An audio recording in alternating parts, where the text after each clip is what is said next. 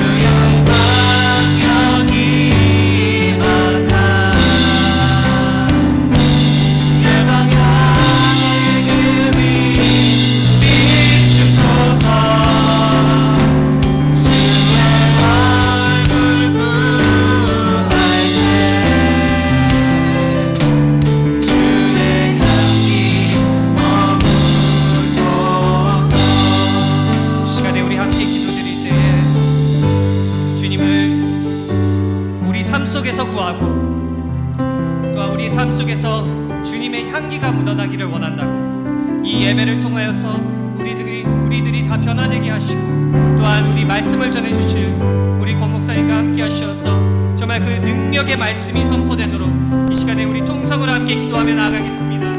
주님, 이 시간에 저희들 마음속으로 들어오시옵소서. 저희들이 주님을 더욱더 찾아나가는 그런 놀라운 시간이 될 수 있도록 함께 인도하여 주시옵소서. 주님의 향기가 저희들 삶 속에서 정말 주님의 향기가 날 수 있도록 아버지 저희들과 함께하여 주시옵소서.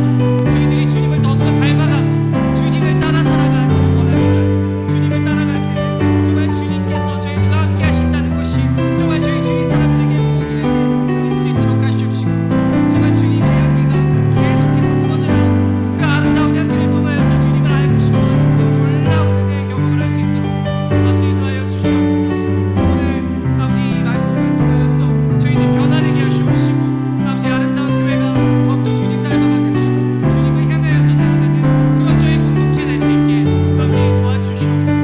저희가 함께 하시옵소서.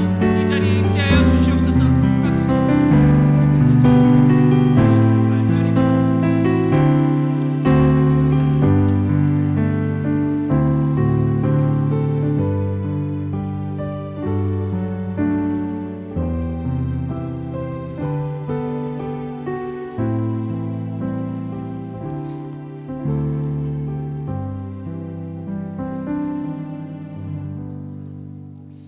자, 하나님 우리에게 주시는 말씀입니다. 누가복음 15장 20절부터 24절까지 말씀인데요.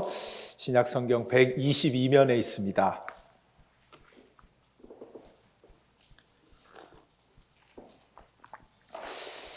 자, 누가복음 15장 20절부터 24절까지 한 절씩 교독하시고 마지막 절 같이 읽겠습니다. 이에 일어나서 아버지께로 돌아가니라. 아직도 거리가 먼데 아버지가 그를 보고 측은히 여겨 달려가 목을 안고 입을 맞추니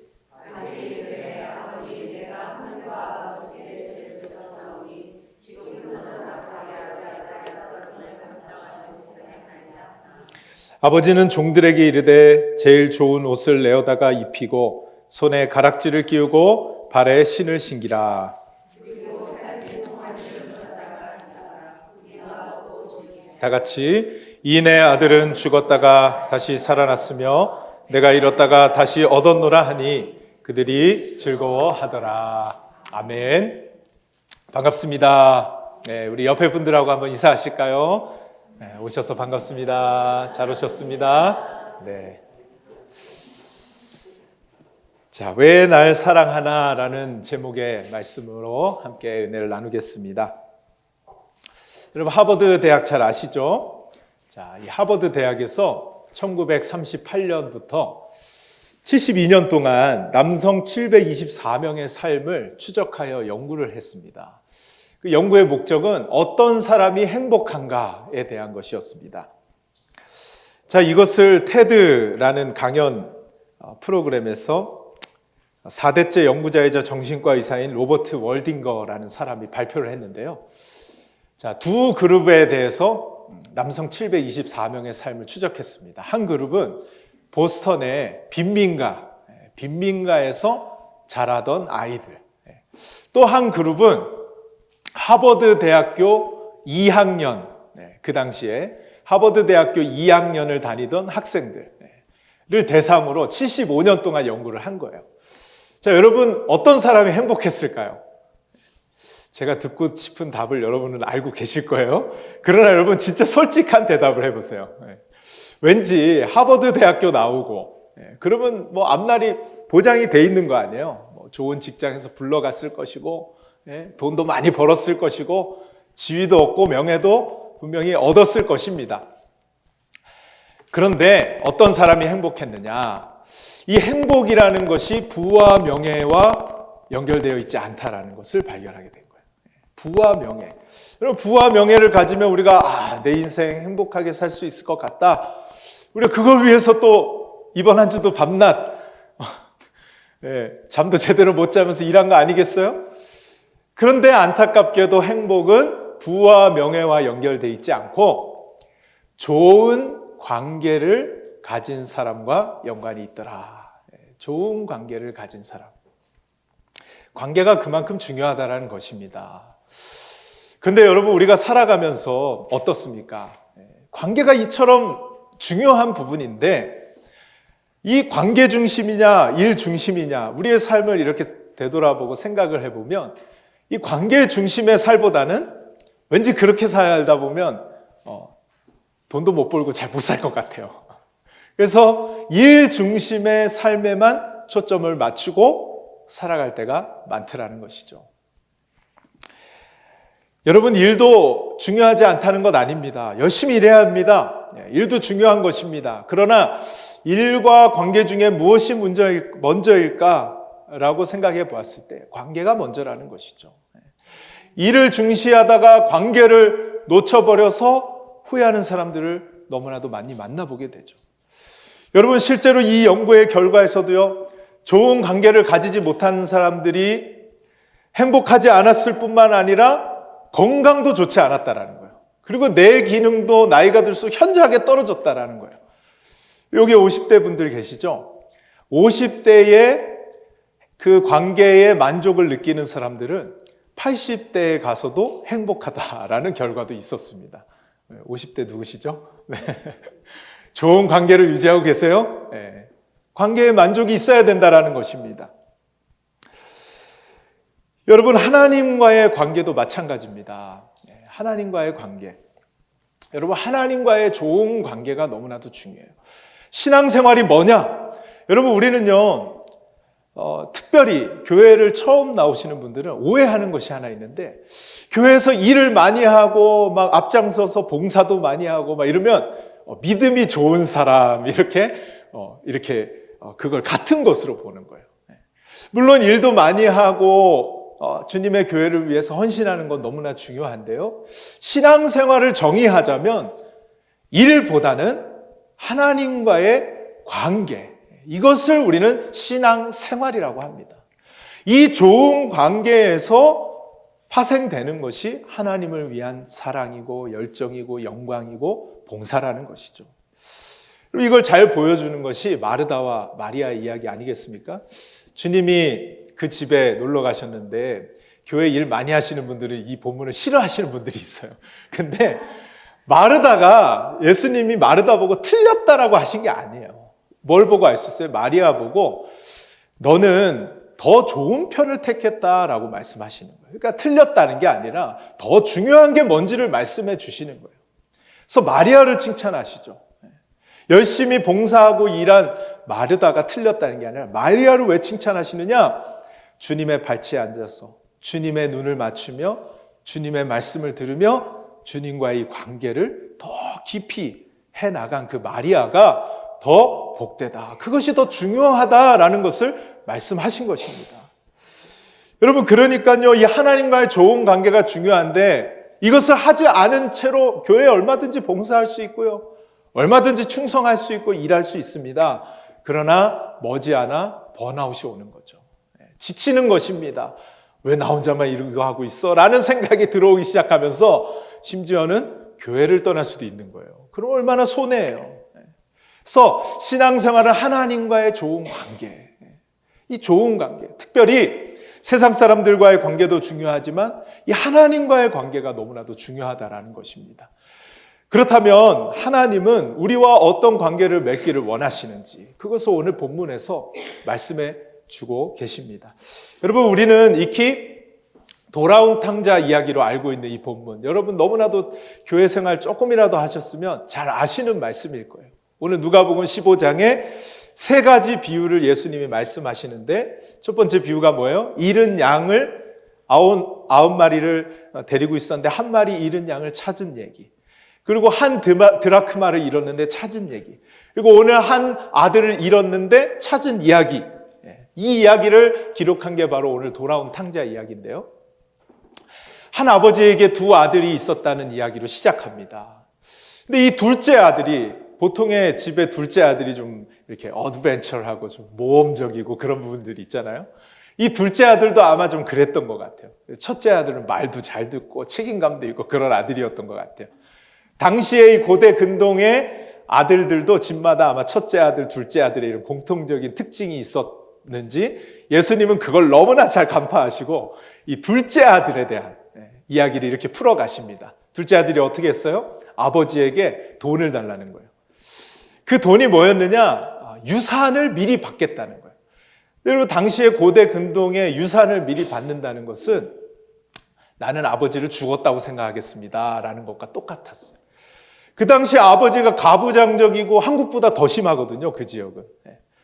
그런 아버지를, 멀쩡히 살아계신 아버지를 죽었습니다 하면서 유산 달라고 하고 그걸 받아 나갔다는 것은 파렴치한 아들이죠. 그래서 나갔습니다. 모든 걸 다 허비했습니다. 먹을 게 다 떨어져 버렸어요. 돼지를 키우는 집에 들어가서 돼지가 먹는 열매라도 먹고 살아야겠다 생각했는데 그것도 실패했어요. 나 이렇게 죽는구나 하고서는 깨달음이 오고, 나 다시 살 길은 아버지에게 돌아가는 것밖에 없겠구나. 내가 살 길은 그거밖에 없겠구나 하고 아버지께로 돌아가기로 결심을 합니다. 근데 왠지 아버지께 이대로 돌아가면 안 받아주실 것 같은 거예요. 그래서 밤에 열심히 대본을 썼어요. 그래가지고 아버지, 저 정말 하늘과 땅에 큰 죄를 지었습니다. 아버지 저를 받아주세요. 저 아들로 취급 안 하셔도 좋습니다. 저를 종으로 취급하셔도 좋으니 저를 받아주세요. 열심히 연습을 하고 이제 아버지께로 돌아가는 내용이 오늘 우리가 읽은 본문입니다. 여러분 잘 아시는 얘기잖아요. 왜 처음 듣는 것처럼 그러세요? 잘 아는 이 얘기, 여러분 성경에서 익숙한 이야기가 나오면 여러분 어떤 생각이 드세요? 전에 들었던 말씀 아니면 내가 평소에 생각해 왔던 것이 먼저 내 머릿속에 탁 떠올라서 그 이상의 생각을 하기 쉽지가 않잖아요.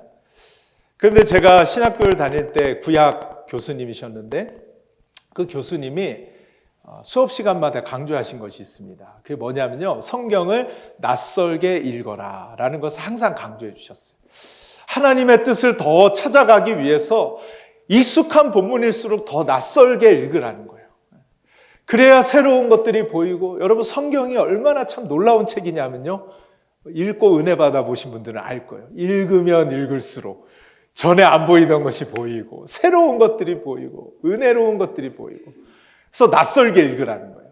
그래서 제가 그것을 오늘 본문, 너무나도 잘 아는 본문이지만 한번 낯설게 읽어보려고 최대한 노력했는데 그러다 보니까 새로운 것이 보이는 거예요. 그 전까지는 이 아들이 너무 극적이어서 이 나쁜 아들, 나갔다가 돌아왔는데 용서받은 아들, 그래서 이 아들에게만 초점을 맞추면서 읽었거든요. 근데 낯설게 읽고 또 새롭게 하나님이 이 전체 누가복음 15장에서 전달하고 싶어 하시는 메시지가 뭘까? 그것을 보면서 아버지에게 초점을 맞추게 되는 거예요. 그리고 이 이야기들이 아버지에게 핵심이 있다는 것을 발견하게 됩니다. 여러분, 잃어버린 양이 그냥 나 다시 길 찾아 돌아왔어요 하고 돌아왔을까요? 애타게 그 목자가 가서 찾아오는 거잖아요. 잃어버린 드라크마, 동전이 막 제 발로 걸어와서 돌아왔을까요? 애타게 주인이, 여러분 돈 잃어버린 본 적 있으시죠? 내가 분명히 100불을 얻어 놨는데 안 보이는 거예요. 그럼 어떻게 하세요? 막 온 주머니 막 다 뒤지잖아요. 애타게 그걸 찾는 주인. 오늘도 마찬가지입니다. 이 이야기의 핵심은 어쩌면 아들에게 있기보다는 아버지에게 이 이야기의 핵심이 있다는 것을 보게 되었어요. 그렇다면 여러분, 오늘 이 이야기 속에 등장하는 아버지는 어떤 분이실까요? 어떤 분이실까요? 이것을 이해하기 전에 여러분에게 질문하겠습니다. 여러분의 아버지는 어떤 분이셨어요? 아니면 아버지를 또 일찍 여의신 분들도 있을 거예요. 그렇다면 여러분의 부모님은 여러분에게 어떤 분이셨어요? 제가 한국에서 그 활발하게 상담가와 또 강연으로 활동하고 있는 김창옥 씨 혹시 아시나요? 김창옥 씨가 어떤 TV 프로그램에서 나와서 하는 이야기를 들었는데 참 인상 깊게 들었습니다. 그게 뭐였냐면요, 이 한국 사람들 안에는 뭐든지 잘해야 된다라는 압박감이 있다는 거예요. 그래서 뒤처지면 견디질 못한다는 거예요. 내가 뒤처져서 잘못되는 건 아닌가? 내가 뒤처져서 사람들이 나를 싫어하는 것은 아닌가? 나를 안 받아주는 건 아닌가? 회사에서 잘리는 건 아닌가? 막 그런 어떤 되게 심한 압박감이 있는데 그 이면에 들어가 보면 어렸을 때부터 은연중에 이런 말들을 많이 듣고 자랐을 가능성이 높다라는 거예요. 그게 뭐냐? 부모님으로부터 너가 말을 잘 들어서 난 너가 너무 좋아. 너가 공부를 잘해서 나는 너가 좋아. 그리고 반대로 너 이거 안 하면 나 너 안 좋아할 거야. 너 이번에 시험 못 보면 다시는 못 볼 줄 알아? 너 내 말 안 듣지? 그러면 너 집에서 쫓겨난다. 뭐 이런 말들을 은연중에 듣고 자랐다라는 거죠. 심지어는 호적을 파버리겠다는 얘기도 혹시 들으신 분들이 있는지 모르겠어요. 옛날엔 진짜 그런 말 막 들었잖아요. 이런 말을 듣고 자란 아이들이 엄청나게 자신을 압박한다라는 거예요. 인정받지 못하고 뭔가를 해야만 사랑받고 인정받았던 그런 무의식 중에 잠재되어 있는 것들이 커서도 막 뒤처지면 견디질 못하고 또 잘 되면 어때요? 내가 막 인정받는 사람인 것처럼 그 힘을 과시하고 막 자랑하고 그런 사회가 되어갔다라는 것을 이야기하더라고요. 여러분 그렇다 보니까 우리는 알게 모르게 아니신 분들도 있겠지만 이 부모님으로부터 내가 뭘 잘해야만 아들로서 딸로서 또 사랑받는 사람으로서 인정받을 수 있다라는 그런 오해를 우리는 안에 가꿀 수 있을 수 있다라는 것입니다. 그런데요, 이것은 세상이 말하는 가치이고요. 오늘 성경에서 우리에게 복된 소식을 들려주고 있어요. 복음입니다. 이것은 복된 소식. 그것이 무엇이냐? 오늘 이야기 속에 등장하는 아버지는 그런 세상적인 가치를 가진 아버지와는 다른 아버지가 등장하고 있어요. 그 아버지가 누구를 얘기하는 거예요? 바로 하나님 아버지를 예수님께서 오늘 말씀하고 계시는 것입니다. 여러분 그 아버지가 아들을 어떻게 대하시느냐? 하나님 아버지는요, 내가 뭘 해서 아들을 사랑하시는 것이 아니라 그냥 아들이어서 사랑하셨다라는 것이에요. 아들이어서, 존재로서. 뭘 해서 사랑하신 것이 아니에요. 그냥 아들이어서, 내 딸이어서 사랑하신 분이 바로 하나님 아버지셨다라는 것이죠. 여러분 그것을 오늘 말씀에서 두 가지로 증명해 주고 있는데요. 첫 번째는요, 하나님 아버지가 정말 나를 있는 그대로 아들이기 때문에 사랑해 주셨다는 첫 번째 증거가 20절에 나와 있습니다. 이 아버지는요, 이 아들이 잘못된 행동에 대한 고백도 하기 전에, 이 아들이 뭔가 행동도 하기 전에 이미 이 아들을 품어주셨어요. 여러분 20절을 같이 한번 읽어보겠습니다. 시작. 이에 일어나서 아버지께로 돌아가니라.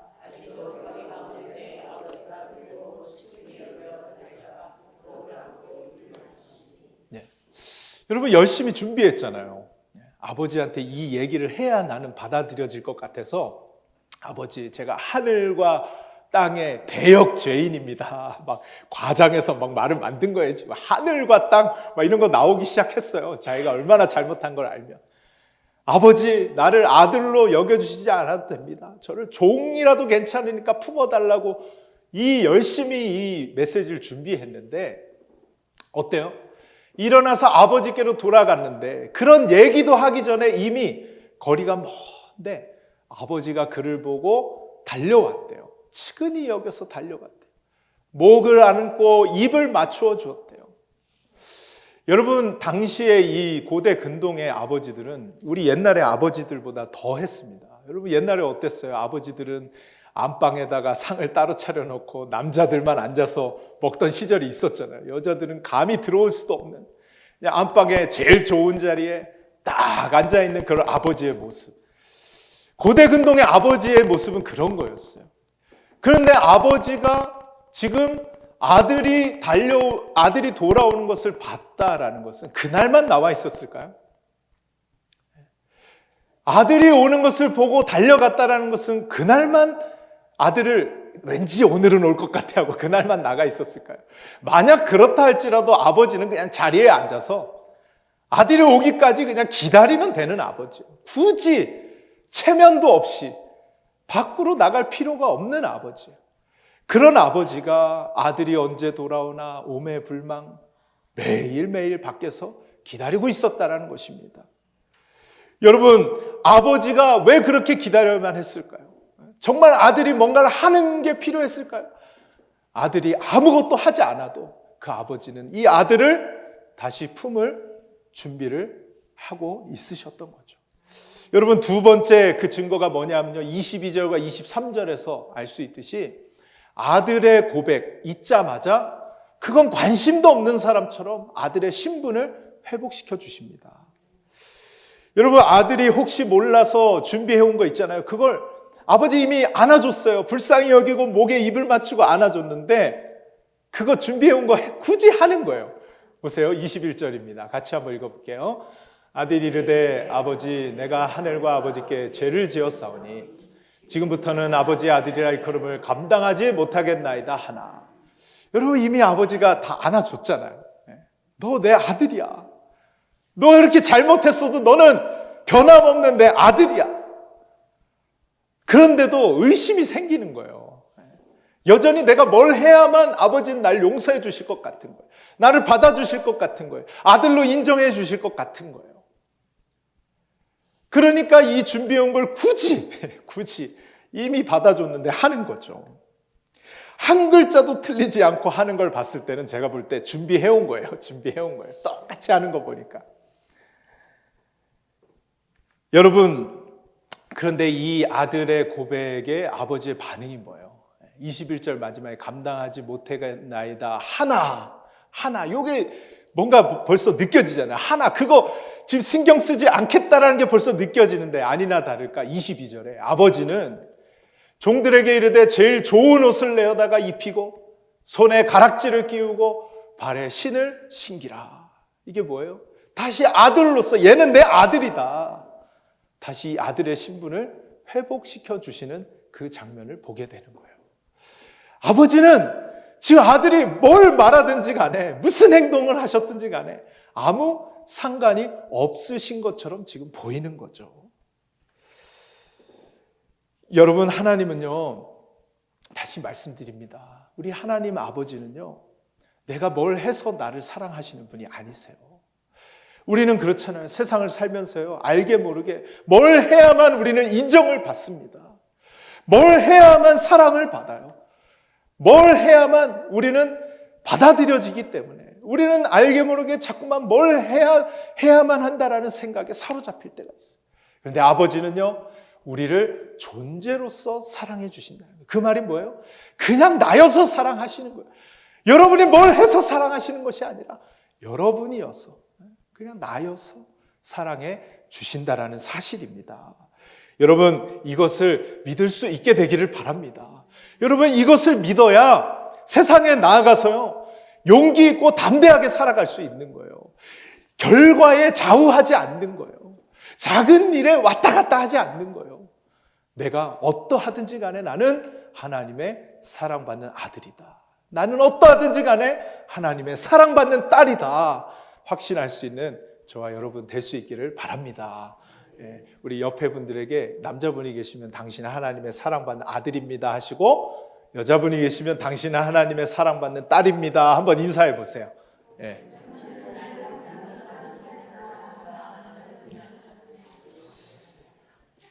여러분, 이런 사랑과 인정을 어디 가서 받을 수 있을까요?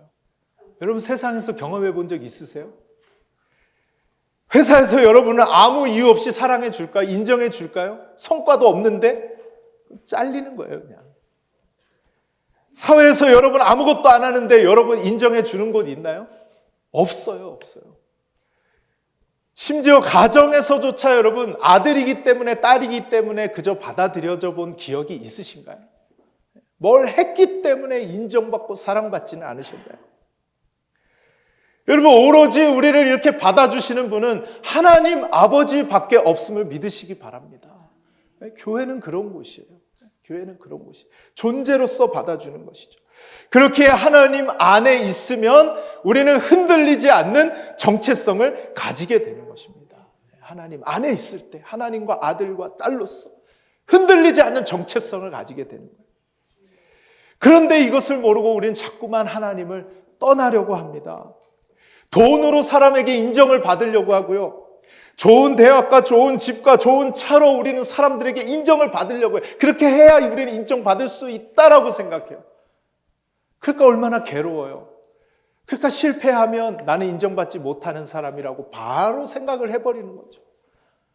우리는 세상에서 이 하나님 아버지를 떠나서 그렇게 살아갈 수밖에 없다라는 거예요. 그래서 이 정체성이 너무나도 중요합니다. 흔들리지 않는 정체성. 그냥 나이기 때문에 받아주시는 이 하나님의 아들과 딸로서의 이 변함없는 정체성. 여러분, 정체성이 너무 중요한 거예요. 이 정체성이 중요한 것에 대한 재밌는 이야기가 있더라고요. 이 꼬마 감자가 있었습니다. 엄마 감자에게 어느 날 자기가 이제 아마 꼬마 감자가 청소년 나이가 됐는지 자기 정체성이 좀 궁금했던가 봐요. 그래서 엄마한테 엄마, 나 감자 맞아? 그랬어요. 근데 엄마가 뭐라고 대답했는지 아세요? 당근이지. 그랬어요. 그랬더니 얘가 충격을 받은 거예요. 지금까지 자기 감자인 줄 알았는데 엄마가 자기 보고 당근이라는 거예요. 그래서 충격을 받고 집을 나갔대요. 가출을 했대요. 나 지금 뭐하고 살았지? 막 정체성에 혼란이 온 거예요. 그러다가 이제 정신을 차리고 다시 집으로 돌아왔습니다. 그래도 자기가 그래도 감자라는 생각이 있으니까 다시 이제 엄마에게는 소망이 없다 생각하고 이제 할머니를 찾아갔어요. 그러니까 할머니를 찾아가서 할머니, 엄마는 내가 당근이래. 근데 나 감자 맞지? 물어봤어요. 근데 이 할머니가 하필이면 경상도 분이셨어요. 할머니, 나 감자 맞지? 이랬더니 할머니가 뭐라 했느냐? 오이야. 여러분, 경상도 사람들은 오냐를 오이야 이러잖아요. 오이야 이런 거예요. 그랬더니 또 꼬마 감자가 충격을 받았습니다. 나 뭐지? 나 감자인 줄 알았는데 내가 오이라고? 하고 또 집을 나갔다는 그런 이야기입니다. 여러분, 웃긴 이야기 같지만 정체성이 그만큼 중요하다라는 거예요. 정체성. 여러분의 정체성은 무엇입니까? 정말 하나님의 아들과 딸로서의 이 분명한 정체성을 가지고 계세요? 우리는요, 내가 뭘 좀 하면 하나님의 자녀인 것 같고, 내가 좀 뭘 하지 않고 뭘 안 하는 것 같으면 나는 하나님의 자녀가 왠지 아닌 것 같고 버려진 것 같고 그렇게 생각하고 있지는 않으세요? 아닙니다. 여러분이 어떠한 행동이 아니라 뭘 해서가 아니라 여러분은 그것과 상관없이 하나님은 여러분을 아들과 딸로서 받아주시고 인정해 주신다는 사실을 믿으시기를 바랍니다. 그 정체성을 가지고 살아가는 거예요. 그런데 그 정체성을 떠나면 어떻게 되느냐? 여러분, 오늘 예수님은 이렇게 표현하세요. 그 아버지를 떠난 인생을 죽었다라고 표현하세요. 죽었다. 네크로스라는 단어를 성경에서 쓰고 있는데 죽었다라는 것입니다. 여러분, 멀쩡히 살아있잖아요. 뭐 아버지를 떠났어도 여전히 살아있다가 돌아온 사람인데 왜 떠난 것을 죽었다라고 표현하실까요? 죽었다 살아났다라는 거예요. 바로 아버지를 떠난 인생이 죽은 것과 같다라는 거예요. 이게 그냥 평범한 단순한 이야기가 아닙니다, 여러분. 아버지를 떠난 인생은 죽은 거예요, 죽은 거. 아버지를 떠난 인생. 여러분, 아버지를 떠나서는 우리가 정체성을 잃어버리기 때문에 그렇습니다. 우리의 영혼은 점점 병들어갑니다. 아버지를 떠나서 내가 아들과 딸로서의 분명한 흔들리지 않는 정체성을 가지지 않으면 우린 세상에서 우리의 영혼이 점점 지쳐가고 죽어가고 병들어가고 거기서 어쩌면 우리 사회에서 일어나는 모든 문제들이 저는 거기서 일어난다는 것은 아닐까 생각을 해보게 됩니다. 여러분, 하나님은요, 그 누가 뭐라 한다 해도 우리를 하나님의 아들과 딸로서 생각해 주세요.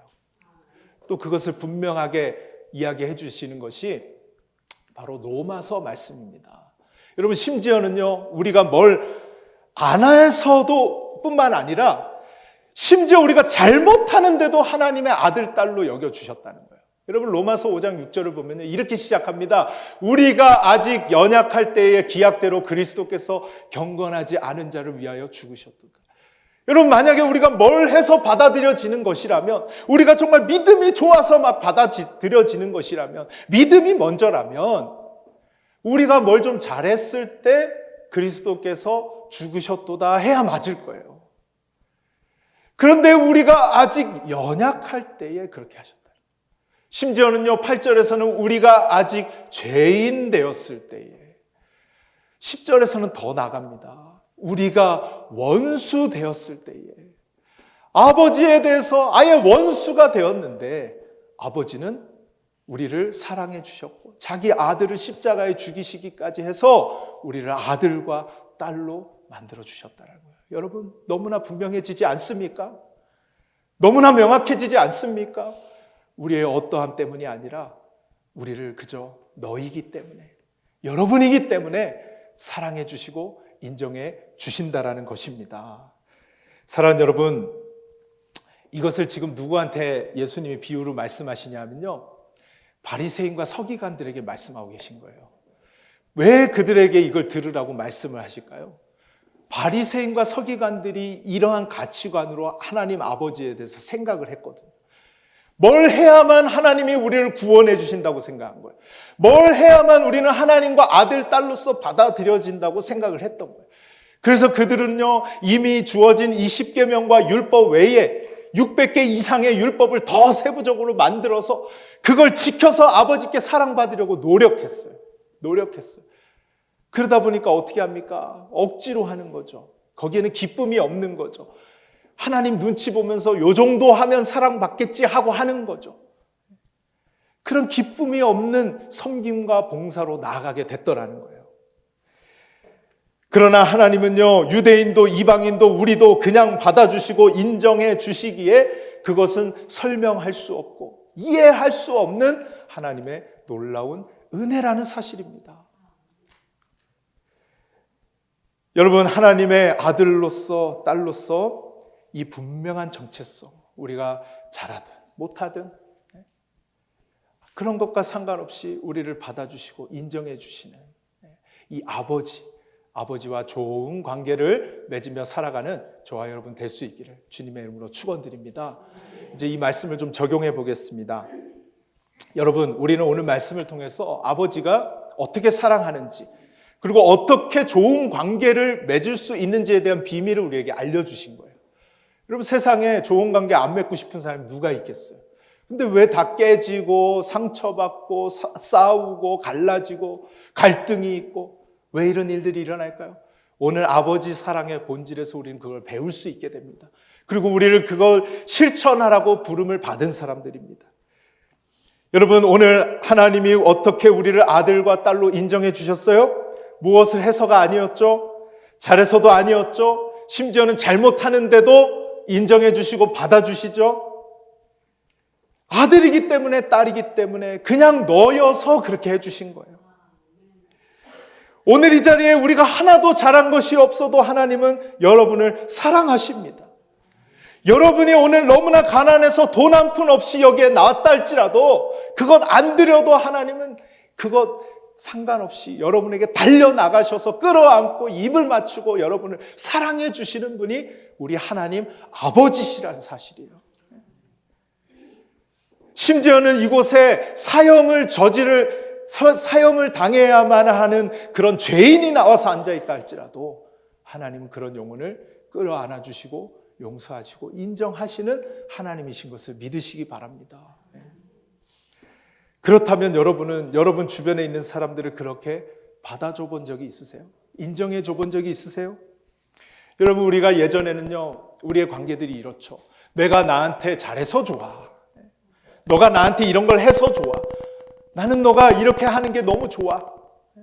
그러면 뭐예요? 나한테 이렇게 안 하면 너 싫어. 너 안 하니까 나도 안 할 거야. 우리는 이렇게 가정에서, 직장에서, 사회에서 그렇게 살아왔습니다. 그러나 하나님은 이 수준에서 달라지길 원하세요. 이 수준에서 더 높은 관계를 원하신다는 거예요. 그게 뭐예요? 그냥 내가 옆에 있어서 좋아. 그냥 내가 옆에 있어서 좋아. 그냥 그 사람이 좋은 것입니다. 이것이 하나님이 우리에게 원하시는, 직접 보여주시면서 원하신 그 관계의 수준이라는 것이에요. 여러분, 만약에 남편이 아내에게 이것을 실천한다면 무슨 일이 일어날까요? 당신이 나한테 아무것도 해주지 않아도, 심지어 나를 내가 싫어하는 걸 해도 나는 그냥 당신이어서 좋아. 오전부터 좀 이상한가요? 여러분, 그렇게 한다면 여러분의 부부 관계 사이에 무슨 일이 일어날까요?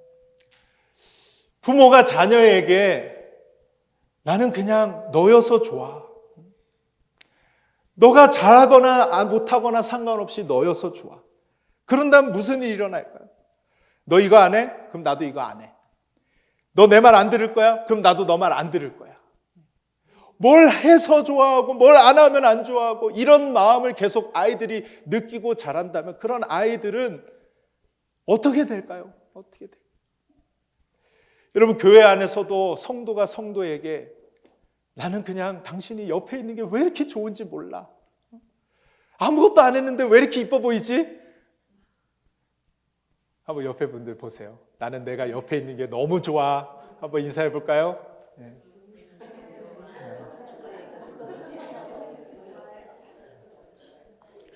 여러분, 그렇게 한다면 우리의 일상에서 여러분 뭐가 기적이라고 생각하세요? 기적이 일어나지 않을까요? 놀라운 일들이 일어나지 않을까요?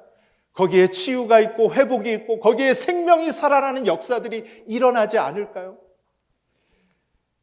여러분들 기대를 안 하시는 것 같아서 제가 직접 이번 일주일 동안 실험을 해봤습니다.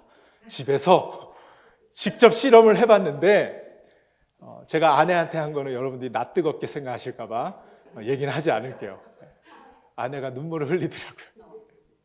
눈물을 흘리더라고요. 남편한테 뭘 잘해야만, 어렸을 때부터 그런 인정과 사랑을 못 받아온 그 과거의 상처와 아픔 때문에 뭘 해야만 받을 수 있는 것 같아서 애를 쓰고 그런 사람에게 괜찮다, 그냥 있어만 줘도 난 너무 좋아. 왜 옆구리를 찌르세요? 마찬가지죠. 서로 그래야죠. 서로. 제가 그리고 부모로서 또 아이들에게 실험을 해봤습니다. 근데 애들은 아빠가 왜 이러지? 그렇게 생각했을 거예요. 그래서 제가 어제 밤에도 아이들에게 아빠의 아들로 딸로 태어나줘서 고마워, 사랑해. 아빠가 왜 이러나 했을 거예요. 이번 한 주 동안 제가 실험을 해봤는데요. 평안해지는 거예요. 가정이. 행복이 넘치는 거예요. 따뜻해지는 거예요. 기쁨이 넘치고 웃음이 넘치는 거죠. 근데 그렇지 못할 때는 여러분이 저를 멀쩡하게 보시는데요. 제가 이런 사람이었습니다. 제가 이런 사람이 안 해! 저 안 해! 손가락질하고 아이들이 받아들여지지 못하는 거죠. 사랑하는 여러분, 한번 실천해 봅시다. 저는 이 사랑의 기적을 믿습니다. 우리가 하나님 아버지께서 보여주신 이 사랑, 뭘 해서가 아니라 그냥 너여서 사랑한다라는 이 사랑을 실천할 때 우리의 주변에 놀라운 일들이 일어나게 될 줄로 믿습니다. 이번 한 주 나는 하나님의 사랑받는 아들, 사랑받는 딸이다. 이 확신을 가지고 이번 한 주 살아가시고 그 하나님의 사랑으로 여러분의 주변을 존재로서 받아주고 인정해 줄 수 있는 그러한 복된 한 주가 되시기를 주님의 이름으로 축원드립니다. 우리 같이 찬양하기를 원하는데요. 이 말씀 준비하면서 아주 오래된 찬양인데 아실 것 같아요. 왜 날 사랑하나, 이 찬양이 딱 생각나더라고요. 가사를 생각하면서 하나님이 어떤 사랑을 우리에게 베풀어 주셨는지 고백하겠습니다. 예수님 날 위해 죽으셨네. 왜 날 사랑하나. 겸손히 십자가 지셨네. 왜 날 사랑하나.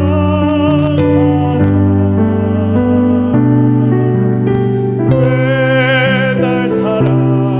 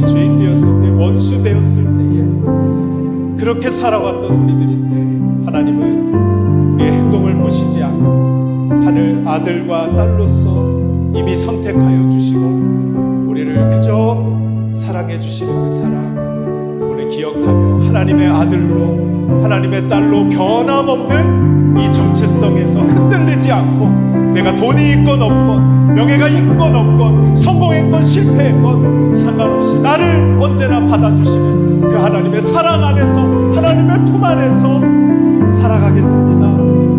우리 그 품 안에서 떠나지 않겠습니다. 결단하며 함께 기도하고 또 그렇게 받아주시는 하나님의 사랑 기억하며 아파하고 눈물 흘리는 사람들, 고통스러워하는 사람들, 인정받지 못하고 사랑받지 못하여 오늘도 고통 가운데 신음하며 살아가는 사람들을 품을 수 있는 인생을 살게 하여 주옵소서. 우리 결단하며 함께 기도하도록 하겠습니다. 하나님, 우리에게 놀라운 은혜와 사랑을 부어주시는 감사드립니다. 우리는 하나님의 사랑받는 아들로 하나님의 사랑받는 딸로 아버지 사랑하게 하심을 감사드립니다. 하나님, 오늘 이 시간도 하나님 앞에 아무것도 내세울 것이 없습니다. 하나님 앞에 너무나 연약한 믿음입니다. 하나님의 뜻대로 살지 못한 내용이 많습니다.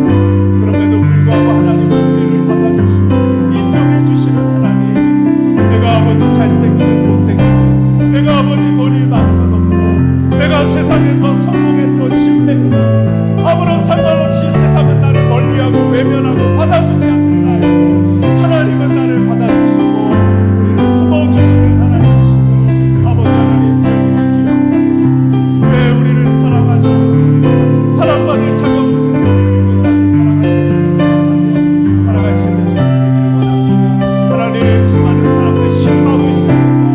울고 있습니다. 고통당하고 있습니다.